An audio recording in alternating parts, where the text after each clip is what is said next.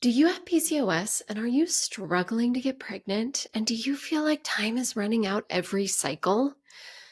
Well, guess what? You're in the right place. I'm really happy you're here. Hi, I'm Dr. Angela Potter, your host here at the PCOS Fertility Health Podcast. And I'm also the creator of the PCOS Fertility Protocol. And I know you tuned into this podcast for one reason, because you are committed to boosting your chances of getting pregnant with PCOS. And I think that is so cool. I think it's so cool that you're taking the time to listen to something that's going to help you with your goals. And I love that you're here spending time with me. So that brings me to our topic today. I am starting a 4-part series about the 4 different types of PCOS. And each week, starting this week, over the next 4 weeks, you are going to learn about each of the PCOS types. And today, being the first episode of this series, I'm going to talk to you about what the types are and why they are so key to you improving your chances of getting pregnant. And many doctors are not doing this. This is getting missed for thousands and thousands of women, which is why I'm so happy you're here, because you're getting this information and you are not going to miss this. Okay.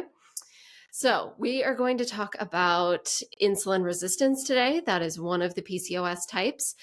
Before we jump into the importance of PCOS types and the insulin resistant type, I want to be sure that you have your ticket to the free PCOS fertility masterclass that I am running tomorrow, which is Thursday, February 1st. If you don't have your ticket yet, just head on over to the Eventbrite page, pick up your ticket. I'm going to link it below. You can also jump over to my website, drangelapotter.com, and there's a banner at the top with a link to go get your ticket. This masterclass is going to be really important for you, particularly if you're working with a doctor who is just dismissing your symptoms or giving you advice like, oh, just lose weight or get back on birth control and eat better. So you are going to learn these top 3 fertility misconceptions. And there's this really common fertility advice out there that is being given as in its truth. And it is actually keeping you further away from getting pregnant. So I want to be sure that you're going to be there at that masterclass. The recording is going to be sent out, so it's okay if you can't join live, but I want to be sure that you've got your ticket. It's free. Just head on over there as you're listening to this, or just after, okay? Can't wait to see you over there. All right, so let's jump into the PCOS types. Now, like I mentioned, there's 4 different types. This is really important. It is not part of the PCOS diagnosis, okay? When you are trying to get pregnant with PCOS, the first step is to get really hyper clear on your diagnosis. The second step is to get clear on which of the PCOS types that you have. Getting this type of clarity is essential for getting pregnant, because if you are opening up a map to figure out how to get to, the grocery store or wherever you're going, you have to first know where you're starting from, right? In order to figure out what roads are going to take you to where you want to go. And so same thing with health and fertility. You've got to know where you're starting. So figuring out your PCOS diagnosis. Second, figuring out your PCOS type. Now, the PCOS type is not a part of the diagnosis. It is the next element for you to figure out what is happening in your individual body that's keeping you from getting pregnant. Okay? Now, there's 4 types. You could have 1 type, you could have 2, 3, or 4. This is really important, okay? Listen up. It doesn't matter how many of the types that you have. What matters is that you know which types you have, okay? I'll say it again. Doesn't matter how many of the types that you have. It matters only that you understand which types you have. Okay. Because then you know how to move forward with a fertility plan. Because otherwise, you're just grasping at straws, reaching through the dark, trying to figure out what's going to help your fertility. But once you know which one or two or three or four of the PCOS types you have, then you can say, oh, look, I need to be supporting my adrenals. I need to be focused on my insulin. I need to lower inflammation in my body. And this is how I need to move forward in order to open up the best chance at getting pregnant. Okay, so that's why I'm really excited that you're here, because if leading up to this point, you have just gotten dismissive information from doctors saying, it's your fault because you're holding on to this extra weight, or the only way to get your hormones balanced is to get back on birth control. Well, that's in the past. Okay, that was yesterday. That was last month. Right now you're going to start getting some clarity. And figuring out your PCOS types is going to be that step. So there's 4 types. One is insulin resistance, which we're going to talk about today, go into more detail. Another is adrenal. The third is inflammatory. And the fourth is post-pill. So we're going to talk about insulin resistance today. But just to, solidify the importance of figuring out your PCOS type, this is when I am working with clients and patients in that first session that we are working together, we are getting clear on what that person's PCOS type is. And every time I am meeting with someone one-on-one, I have got their PCOS types listed in front of me so that I know that we are staying hyper-focused on these issues that are keeping them from getting pregnant. And we're correcting them so then they can have the best chance at getting pregnant. Just like someone I talked to today who got a positive pregnancy test, which is super exciting. It just makes me so happy. And so also in my Boost My Fertility with PCOS group program, we have an entire session, an entire week where I'm helping you figure out your PCOS type, because it is that important in order to move forward. So let's dive into what insulin resistance is. You might actually be surprised that insulin resistance is just one of the PCOS types, because so many people out there in the medical community and just information about this, there's this association between PCOS and insulin resistance, and that you've got to be in this insulin resistant place in order to have PCOS. And that is not true. It is not part of the diagnosis. So, there's nothing about blood sugar that is in the PCOS diagnosis. It is not a required part of PCOS, okay? But it does impact fertility a lot. There's a lot of research out there, and we understand this connection between insulin and other hormones and ovulation, which is why it is a PCOS type. Because if you're in that type, we've got to stay focused on how to improve your insulin. There's some different ways to know if you have insulin resistance. Some testing that can be done. One, you could get your insulin tested. You can get fasting glucose tested. That is a part of a really common blood test that is called the CMP. A lot of doctors run it. It's one that's run all the time. You can also get a test called the hemoglobin A1C looked at, and that is looking at your glucose levels on an average over the previous 3 months. And then you may also have been offered a glucometer by your doctor, which is where you can do finger pricks, or they have some that go right inside your arm, and that's testing your blood sugar levels on, really a daily basis, and that can give you some really good feedback. So you may be somebody who has been diagnosed with insulin resistance.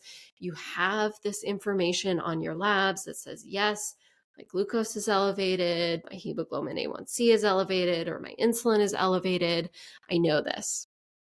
And that can be really helpful. I'm a big advocate for getting labs done because it's concrete information that you can look at to say, okay, this needs to get fixed.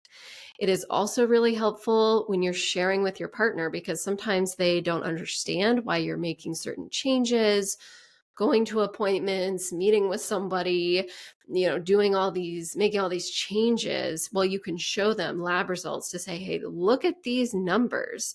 And these are affecting my fertility, and this is why I am making these changes. And that can just open up a really helpful conversation and help the people around you, your partner, spouse in particular, to understand why you're making these changes.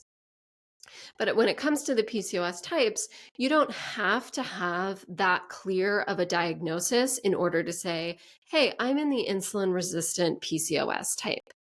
You could have some of the classic imbalanced blood sugar symptoms that are out there, okay, which are going to be, well, they're beautifully summed up in that term hangry.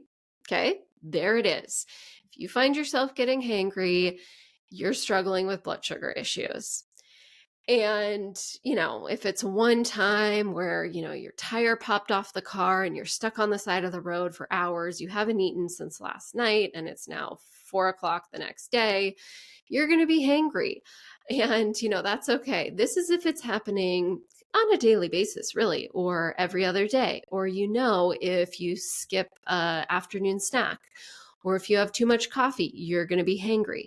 Okay.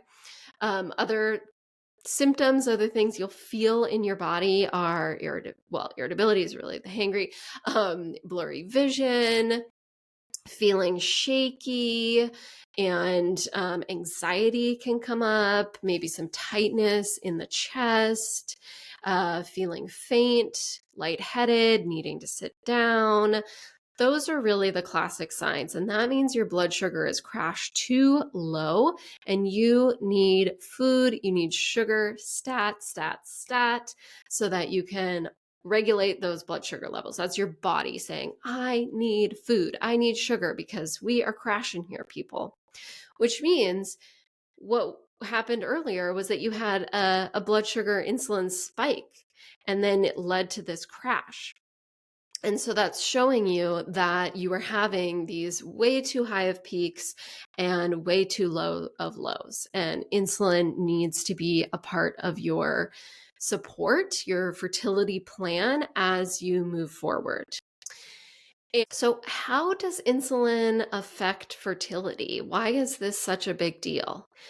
Well, what happens is that when insulin rises, that says, hey, I need you, testosterone, to rise too. And insulin causes testosterone to rise. Testosterone it's found in every body, but it's more of a male pattern hormone because people who have male hormones have an abundance of testosterone, and that's their kind of dominant reproductive hormone.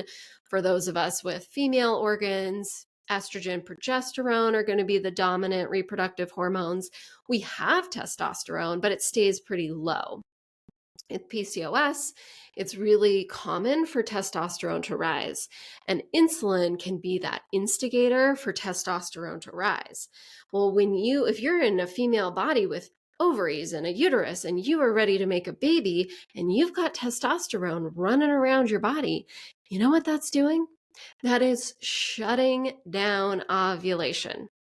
It is not letting your regular hormone, your dominant reproductive hormones to do what they need to do in order for you to be in this juicy, fertile, amazing, let's go make a baby place. No, that's shutting things down. That is your ovaries being like, okay, we don't need to push out an egg this month. No, okay, those hormone signals that we are getting in right now says, no, we're good. We don't need that. And so that's why it's really important to get insulin regulated. And, insulin and glucose, these are the two things that respond to the food that you're putting inside your body, which you're eating At the very least, once a day. You should be eating a lot more than that, but at least once a day, if not 3 to 5 times a day. And so your insulin and your glucose levels are responding on a daily basis, but almost on a minute by minute basis. And so this is something that needs to be the focus because your body is reacting to the food and the insulin response is happening all the time. And so, what can you do about elevated insulin? And if you're in this insulin resistant PCOS spot? Well, you know me. You already know what I'm going to say, that you're going to need an individualized plan that's specific to your body. You absolutely need that. With PCOS, it does not respond to a one size fits all approach. You cannot do that. But I do want to send you home with a couple of ideas, a couple of tips. With the insulin resistance, it's going to depend on how severe your blood sugar swings are. So if you're somebody who your doctor has gotten your labs back and has said, yes, your insulin is elevated, or look at your hemoglobin A1C, you are in pre-diabetes range, then, or I'm diagnosing you with diabetes type 2 right now, then you are somebody who needs to take it full steam ahead. There are some really powerful supplements out there that can support that glucose response in the body. And even before supplements, I don't mean to jump forward to that, but when we're talking about insulin, food is going to be the foundation because food is what your body is responding to that's creating that insulin spike and crash. But, if you're somebody who has that on your lab work, yes, you're going to want to take it to the next level of having a really blood sugar specific nutrition plan in place to support your blood sugar. And then, second, is to have some nutritive supplements on board that are going to help with that glucose, help the liver to support your glucose response and to regulate those blood sugar levels. Now, I see this all the time. This is something that is doable. Okay. And that's another reason why I'm glad you're here, because I want you to see this as a place of hope. I am not going to be someone who says, oh, you just need to go lose 150 pounds and that's when things are going to open up. When it comes to weight loss, it's more about your blood sugar regulation than it is about the actual number on the scale. So if you're somebody who has gotten those labs done and there's nothing really significant that popped up, and yet you're still having blurry vision, you get really shaky, you get headaches, you get really angry if you're skipping meals or snacks, then you still need that blood sugar support. Food needs to still be the foundation of your plan moving forward. But it's going to depend on how severe your symptoms are, what your testosterone labs are going to look like. Okay. But this is going to give you a good footing to understand this insulin resistance piece. And if it is a part of your picture to be focused on in order to move forward to improve your fertility with PCOS. So next week, we are going to dive into the adrenal PCOS. So stay tuned for that. And I'm so happy that you're here. I just want to remind you that this podcast is for educational, informational purposes only. It should not replace the medical advice that you're getting from your doctor. Now, if you're not getting the type of advice that is propelling your fertility forward, then I do have spots available. Reach out and I'll talk you through the one-on-one and the group options. Like I mentioned earlier, hop on the masterclass tomorrow. That's going to be the single best way to understand what it looks like to work with me and to gain more knowledge about your PCOS fertility. But if you missed the masterclass, just head on over to my website to figure out how we can work together, okay? And as you go forward for this week, before I see you again next week, I want to tell you, in case nobody has told you today, I believe in you and I believe in your ability to get the best chance you can at getting pregnant. Mwah.